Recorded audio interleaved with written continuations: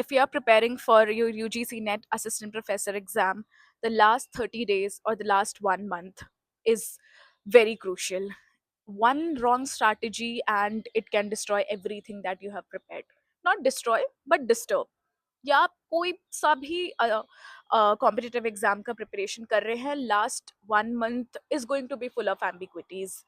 So let's have a look at what I did to clear my UGC NET exam, and I became the assistant professor. So let's have a look to it. Hi lovely people, and the one who are going to be professors soon. I'm welcome to my YouTube channel. My name is Assistant Professor Amisha, and today I'm going to share what I exactly did in my last 30 days or last 1 month of my UGC NET preparation. So पहले हम golden rules को देखते हैं. That the golden rule of last 30 days is that no new topic, no fixing things on life कि okay ये चीज छूट गया है, लास्ट के 1 महीने में तो सब खत्म कर देंगे. नहीं, ऐसा कुछ नहीं होने वाला है. So last 30 days will be should be, I mean, planned very systematically and to the point and in a very chronological manner. Okay.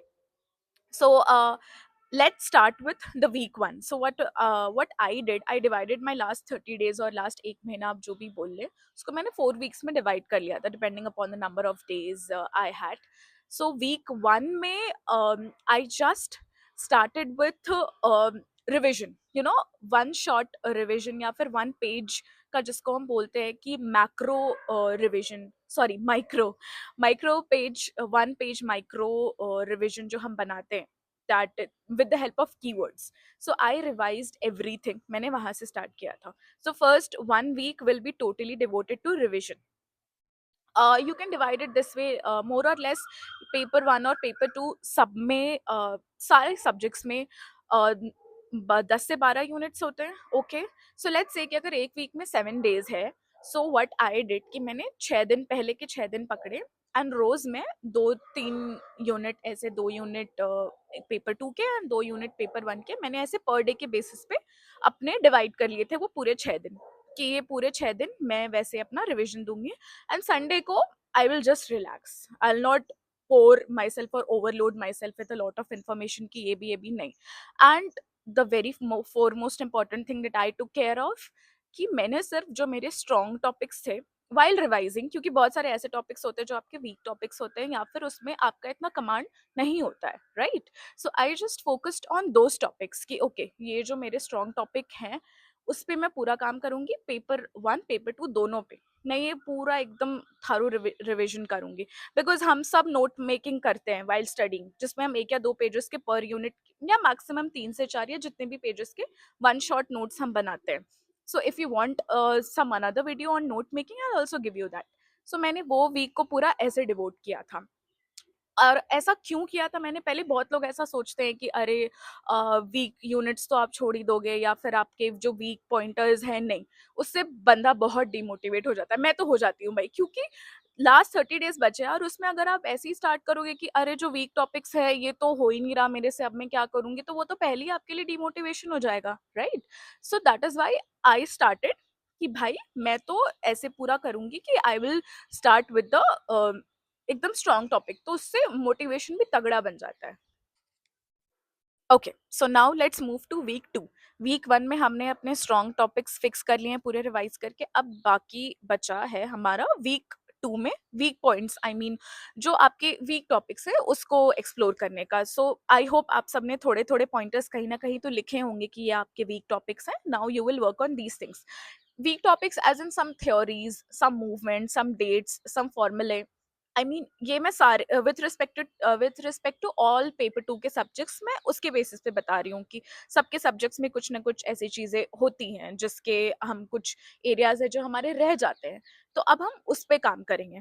And again we will divide it on the basis of 6 days वाला thing, and एक दिन Sunday या जो भी एक दिन होगा उसे हम छोड़ देंगे. ऐसा 6 days का ऐसे प्लान करेंगे कि दोनों दिन थोड़ा थोड़ा डिवाइड करेंगे. ये तो गलती बिल्कुल भी नहीं करनी है कि पेपर 2 पहले पूरा करेंगे खत्म फिर paper 1, no.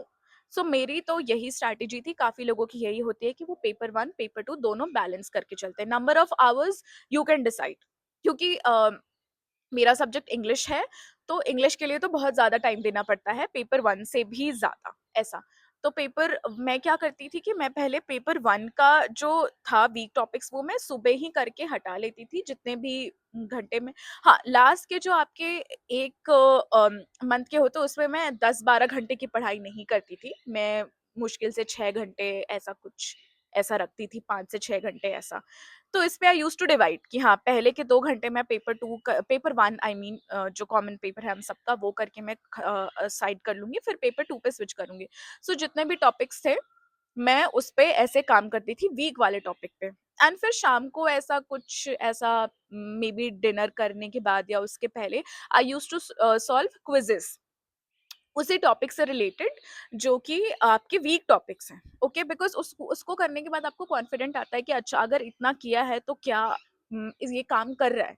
Because you know that week topics कुछ-कुछ टॉपिक मेरे केसेस में तो ऐसे थे जो नहीं समझ में आते हैं, एंड उस पे आप अपनी जान नहीं लगा सकते हो, ओके?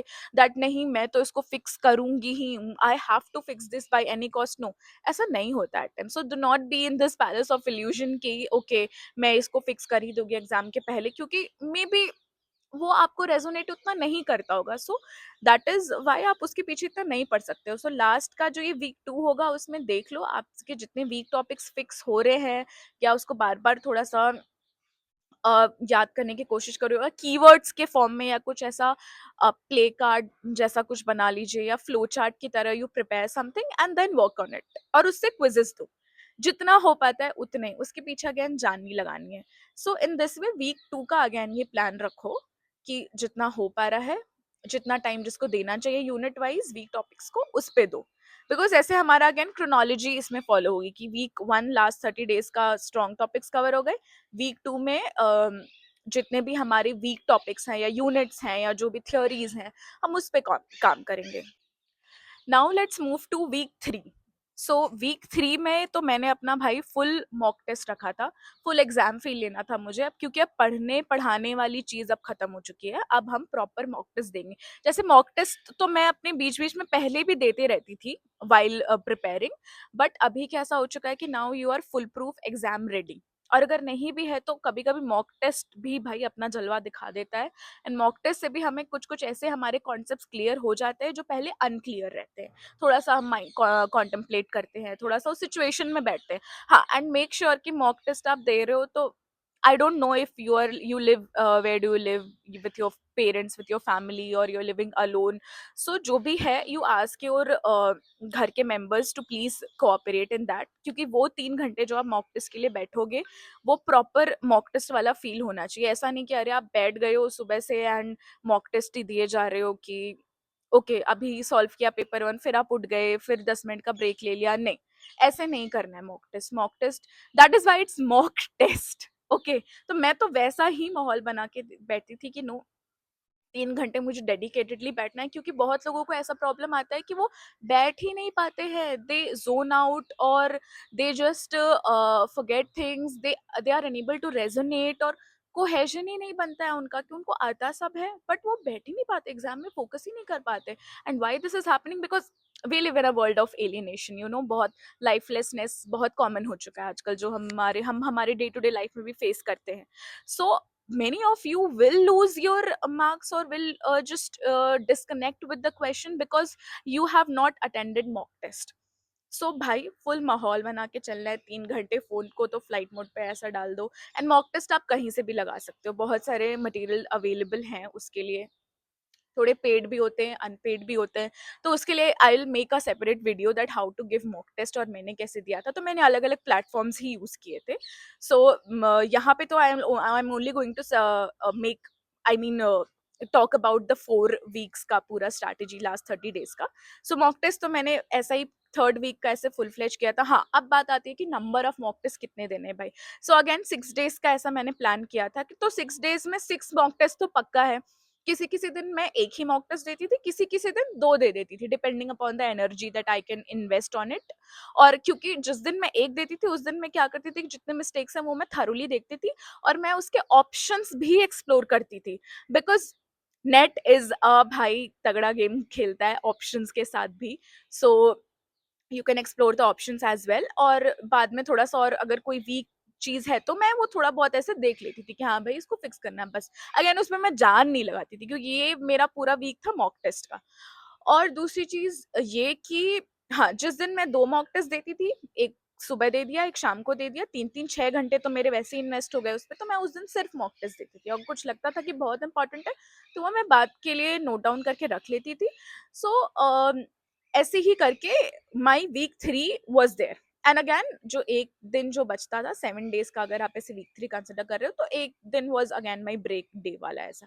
बिकॉज़ आई मुझे थोड़ा-सा अपने आप को काम करना काफ़ी अच्छा पसंद है। मैं ऐसे कंटीन्यूअसली ऐसे पागलों की तरह नहीं कर सकती, राइट? सो लास्ट के वही ऐसे करके वीक 3 का मेरा ऐसा plan. Okay, so now the last part, the fourth week जो लास्ट वीक होता है just before your exam. Okay, so ये वीक को मैंने थोड़ा सा कॉन्फिडेंस प्लस कामनेस वाला वीक रखा था कि I do not want to pour और overload myself with a lot of stuff कि अरे अरे ऐसा हो जाएगा। बहुत लोगों की पे ये चीज़ें काम भी करती है कि लास्ट मिनट में वो जो किया वो आ जाता था और ऐसा। But I was already exhausted in my last week कि नहीं भाई अब मुझे खुद को आराम देना है। So what I use to do it कि मैं थोड़ा-सा अपने कॉलेज के नोट्स को देखती थी, अपने masters and graduation graduation and post graduation के जो मैंने नोट्स थे, I used to turn the pages superficially ही, not too deep. So superficially I used to turn the pages and look at the things that I studied because आपके net का base आपका graduation and post graduation ही होता है. So that really helped me a lot because maximum portion आपके college में cover होता है.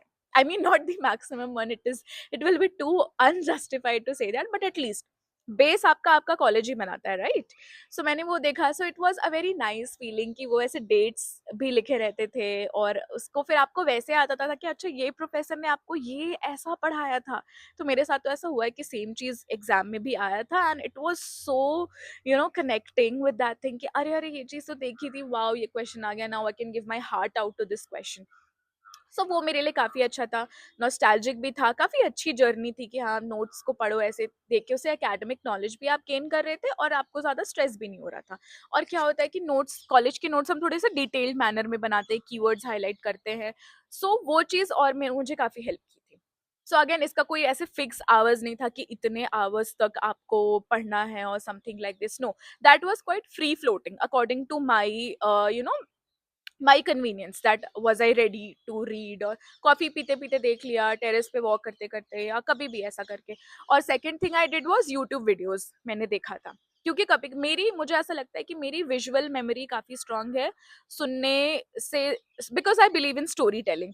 सो at times when you just see कि कुछ ऐसे कॉन्सेप्ट है जो आपको देखने का मन करता है, तो वो आपने सुना है, कोई एजुकेटर आपको किसी अलग स्टाइल में बोल रहा है, तो वो आपको काफ़ी ज़्यादा घर कर जाता है। सो ऐसा मेरे साथ होता है काफ़ी ज़्यादा। I believe in story telling and because I am a professor, so story telling is one of my pedagogy that I always keep it on the top. So इससे मुझे काफ़ी चीज़ें हेल्प हो जाती हैं। सो यूट्यूब में you talk, you know there you are in a conversation, okay. So वहाँ पे क्या होता है कि अगर आप मॉक टेस्ट की भी यूट्यूब वीडियोस देख रहे हो, तो आपको वो थोड़े थोड़े ऐसे दूसरे ऑप्शन से भी एक्सप्लोर करते हैं, उससे भी और काफ़ी चीज़ें पता चलती है सुनने से, तो वो चीज़ में काफ़ी, again I used to do it on my own convenience. तो यूट्यूब और कॉलेज के नोट्स, ये मेरा लास्ट का 2 था पढ़ाई का। उसके अलावा भाई मैंने बहुत आराम से रेस्ट किया, आई वाज़ काम, आई वाज़ नॉट, थोड़ा बहुत ओवरथिंकिंग तो सबके दिमाग में आ जाता है यार कि ये अटेम्प्ट क्वालीफाई होगा का या नहीं होगा। आपके कोलीग या आपके क्लासमेट या आपके सीनियर, जूनियर सबका हो गया, आपका नहीं होगा। No, please do not think like that. I know it is difficult, I know how it feels, but try to overthink a bit less and focus on your food, sleep. भाई अच्छे से खाना पीना कर रहे हैं, अच्छा अच्छा सोच रहे हैं कि ठीक है जो भी होगा एग्जाम में, you will give your best.